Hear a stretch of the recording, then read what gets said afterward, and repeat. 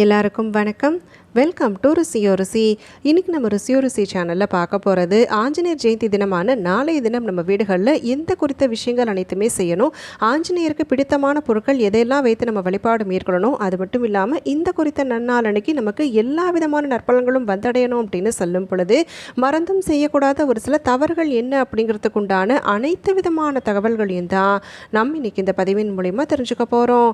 வீடியோவை எங்கேயுமே ஸ்கிப் பண்ணாமல் பாருங்கள். அப்போ தான் எந்த ஒரு சின்ன தகவலையுமே நீங்கள் மிஸ் பண்ணாமல் தெரிஞ்சுக்க முடியும். இப்போ நம்ம ஸ்டார்ட் பண்ணிடலாம். ஆஞ்சநேயர் ஜெயந்தி அப்படின்னு சொல்லி எடுத்துக்கிட்டாலே பக்தர்கள் விரதம் இருந்து வடைமாலை சாற்றுவது, வெற்றிலை மாலை சாற்றுவது, துளசி மாலை, வெண்ணெய் சாற்றி வெளிப்படுவது அப்படிங்கிறத செய்கிறோம். அதை தாண்டி இந்த குறித்த நன்னாள் அன்னைக்கு நம்ம ராமநாமத்தை சொல்லி வெளிப்பட்டோம் அப்படின்னு சொன்னாலே ஆஞ்சநேயனுடைய அருளோடு சேர்த்து நமக்கு ஸ்ரீராமனுடைய அருளும் பரிபூர்ணமாக கிடைக்கும். ஆஞ்சநேயருடைய அவதாரம் அப்படின்னு சொல்லி பார்த்தீங்கன்னா ராமகாவியத்தில் ரொம்பவுமே ஒரு முக்கியமான கதாபாத்திரமாக குறிப்பிடப்படுது.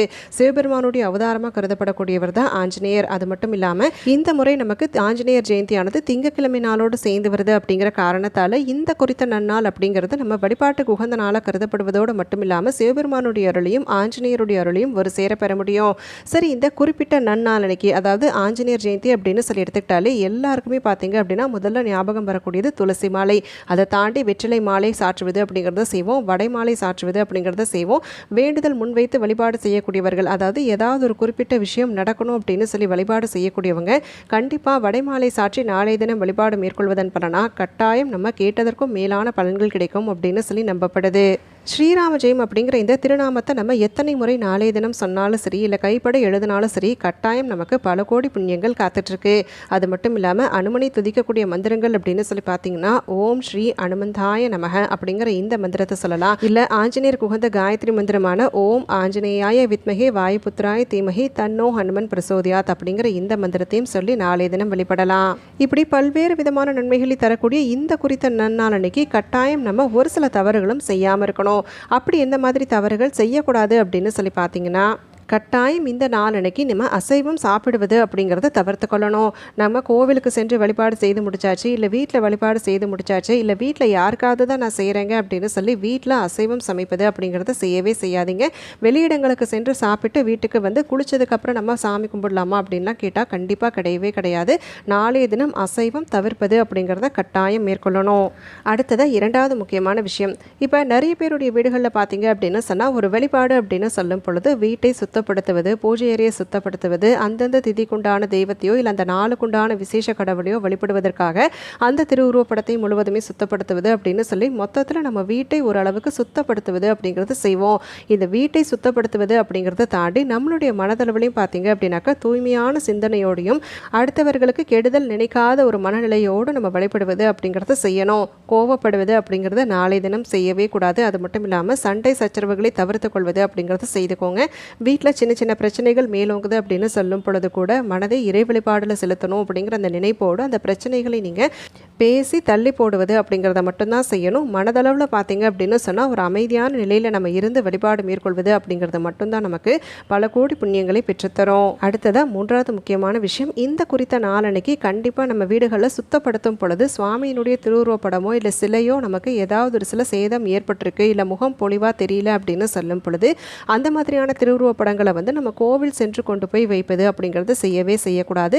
இது இந்த நாள் அப்படின்னு சொல்லி இல்லாமல் பொதுவாகவே பார்த்தீங்கன்னா நிறைய பேருக்கு இந்த ஒரு குறிப்பிட்ட விஷயத்தை வந்து செய்யக்கூடிய வழக்கம் இருக்கும். அதாவது உடைந்த சுவாமியினுடைய திருவுருவ சிலைகளையோ இல்லை சுவாமியினுடைய படங்களை கொண்டு போய் வைப்பது அப்படிங்கிறது செய்வாங்க. இப்படியெல்லாம் செய்வது அப்படிங்கிறத பொதுவாகவே செய்யக்கூடாது. அதுவும் நாளைய தினம் பார்த்தீங்க அப்படின்னு சொன்னால் கட்டாயம் நம்ம செய்வது அப்படிங்கிறத தவிர்த்து கொள்ளணும். அடுத்ததாக நீங்கள் செய்ய வேண்டியது என்னன்னு பார்த்தீங்கன்னா கண்டிப்பாக நாளைய தினம் ராமரை தியானிப்பது அப்படிங்கிறத செய்ய மறக்காதீங்க. நீங்கள் ஆஞ்சநேயருக்குண்டான வழிபாடு அப்படின்னு சொல்லிட்டு ஆஞ்சநேயருக்காக விரதம் இருந்து வழிபடுவது அப்படிங்கிறத செய்தாலுமே ராமருடைய நாமத்தையும் சொல்வது அப்படிங்கிறத மட்டும்தான் நமக்கு சிறப்பான பலன்களை பெற்றுத்தரும். இந்த நாளில் ஆஞ்சநேயரை வழிபாடு செய்யும் பொழுது ஸ்ரீராமரையும் மனதில் நினைத்து வழிபாடு செய்யுங்க. ஏன்னா இந்த நாள் அன்னைக்கு ஸ்ரீராமருடைய சிலையோடு ஆஞ்சநேயருடைய சிலையும் வைத்து வழிபடலை அப்படின்னு சொல்லும் பொழுது ஆஞ்சநேயனுடைய அருள் பரிபூர்ணமாக கிடைக்காது அப்படிங்கிற ஒரு ஐதீகமும் இருக்குது. அதனால் வீட்டில் நிறைய பேர் பார்த்தீங்க அப்படின்னு சொன்னாக்கா இந்த பட்டாபிஷேகம் ஸ்ரீராமருடைய பட்டாபிஷேக திருவுருவ படத்தை வந்து வைத்து வழிபடக்கூடிய வழக்கம் இருக்கும். அப்படி எந்த திருவுருவப் படத்தில் பார்த்தீங்க அப்படின்னாக்கா ஆஞ்சநேயர் அமர்ந்திருப்பார் அப்படிங்கிறதால அந்த திருவுருவப் படமே போதுமானது. இல்லை ஒரு சிலர் குறிப்பிட்டு பார்த்தீங்க அப்படின்னாக்கா ஆஞ்சநேயனுடைய திருவுருவப் படம் வேணும் அப்படின்னு சொல்லி வாங்கலாங்கிற யோசனை இருக்கும் பொழுது கண்டிப்பாக இப்போ நான் சொன்ன இந்த திருவுருவப் படத்தை வாங்குங்க. இந்த குறிப்பிட்ட செயலை நம்ம சேர்த்து செய்யும் பொழுது மட்டும்தான் நமக்கு எல்லா விதமான நற்பலன்களும் வந்தடையும். அதனால் மறந்துட வேண்டாம். அடுத்தபடியாக நாளைய தினம் கட்டாயம் நீங்கள் கருப்பு நிற ஆடைகளை அணிவது அப்படிங்கிறத தவிர்த்து கொள்ளணும். கருப்பு நிற ஆடைகளை வாங்குவது இல்லை கருப்பு சம்மந்தப்பட்ட பொருட்களை வாங்குவது அப்படிங்கிறத கூட கூடுமான வரைக்குமே தவிர்த்து கொள்ளலாம். அது மட்டும் இல்லாமல் இந்த குறித்த நன்னாளனைக்கு இரும்பு வாங்குவது அப்படிங்கிறத செய்யவே கூடாது. அடுத்தபடியாக நிறைய பேருக்கு சனி திசை நடக்கும் இல்லைங்களா? அப்படி சனி திசை நடக்கக்கூடியவங்க இந்த குறிப்பிட்ட ஆஞ்சநேயர் ஜெயந்தி நாளனைக்கு நீங்கள் ஆஞ்சநேயருக்காக இப்போ நான் சொல்லக்கூடிய ஒரு விசேஷ தீபத்தை ஏற்றுவது அப்படிங்கிறது பல கோடி புண்ணியங்களை பெற்றுத்தரும். சனி பகவானால் ஏற்படக்கூடிய பாதகங்கள் அனைத்திலும் விடுபட முடியும். ஏன் குறிப்பிட்டு சொல்கிறேன் அப்படின்னு பார்த்தீங்கன்னா, ஒரு தடவை ஆஞ்சநேயர் ராவனுடைய சிறையிலிருந்து சனி பகவானை மீட்டெடுப்பார். சனி பகவானுக்கு ஏற்பட்ட உடல் வலியை போக்குவதற்காகவே ஆஞ்சநேயர் கடுகு எண்ணெயை அவருடைய உடலில் தடவி விடுவார். இதனால் சனி பகவான் ரொம்பவுமே சந்தோஷம் அடைவார். அப்போ சனி பகவான் ஆஞ்சநேயர் கிட்ட உன்னுடைய பக்தர்கள் என்னுடைய பார்வையிலிருந்து விடுபடணும், என்னுடைய பாதகங்கள்லேருந்து விடுபடணும் அப்படின்னு சொல்லும் பொழுது கடுகு எண்ணெயால் தீபமேற்றி வழிபட்டாங்க அப்படின்னு சொன்னாலே கட்டாயம் என்னுடைய கொடூர பார்வை அனைத்தையுமே செலுத்தாமல் அவர்களுக்கு நன்மைகளை தருவேன் அப்படிங்கிறது சொல்லியிருப்பாரு. அதனால் கட்டாயம் இந்த ஆஞ்சநேயர் ஜெயந்தி நாளனைக்கு நீங்கள் கடுகு எண்ணெய் கொண்டு தீபம் ஏற்றுவது அப்படிங்கிறது ரொம்பவுமே சிறப்பான பலன்களை பெற்றுத்தரும்.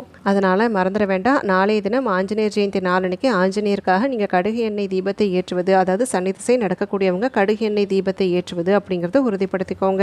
இப்போ நம்ம ஓரளவுக்கு எந்த மாதிரியான விஷயங்கள் அனைத்துமே நாளைய தினம் செய்யணும், எந்த குறிப்பிட்ட தவறுகள் எதுவுமே செய்யக்கூடாது அப்படிங்கிறதுக்கு உண்டான விளக்கங்கள் எல்லாமே தெரிஞ்சுக்கிட்டோம் இல்லைங்களா? இப்படி இந்த புண்ணியம் நிறைந்த நன்னாளனைக்கு ஆஞ்சநேயர் ஜெயந்தி அப்படின்னு சொல்லி எடுத்துக்கிட்டாலே நம்மளுடைய பாவங்கள் அனைத்துமே விலகி நன்மைகளை மட்டுமே அள்ளித்தரக்கூடிய ஆஞ்சநேயர் அவதரித்த இந்த திருநாளனைக்கு இப்போ நான் சொன்ன விஷயங்களை செய்வதோடு மட்டும் இல்லாமல் வீட்டு பூஜை அறையில் நான் சொல்லக்கூடிய ஒரு விசேஷமான பொருளை வைத்து வணங்குவது அப்படிங்கிறதும் உங்களுக்கு நற்பலன்களை பெற்றுத்தரும். ஆஞ்சநேயர் ஜெயந்தி நாளனைக்கு வெண்ணெய் சாற்றி வழிபாடு மேற்கொள்ளணும் அப்படின்னு சொல்லி வழிபாட்டை முன்வைத்தவங்க வெண்ணெய் சாற்றி கோவில்களுக்கு சென்று வெண்ணெய் சாற்றி வழிபடுவது அப்படிங்கிறது செய்துக்கலாம்.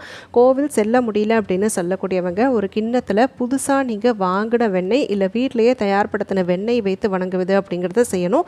அப்படி வைத்து வணங்கின வெண்ணெயை அக்கம் பக்கத்தில் இருக்கக்கூடிய குழந்தைகளுக்கு கொடுப்பது அப்படிங்கிறத செய்திருங்க.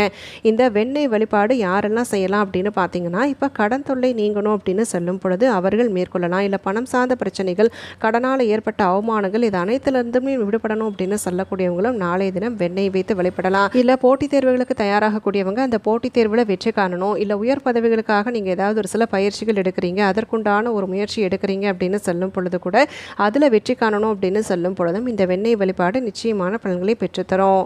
இது கூடவே நீங்கள் கட்டாயம் துளசி இலைகள் 1-2 நீங்கள் ஆஞ்சநேயர் படத்துக்கு முன்பாக வைப்பது அப்படிங்கிறத செய்துக்கோங்க. சிவப்பு திரியிட்ட தீபம் வீடுகளில் நாளைய தினம் ஏற்றுவது அப்படிங்கிறது ரொம்ப ரொம்ப சிறப்பு.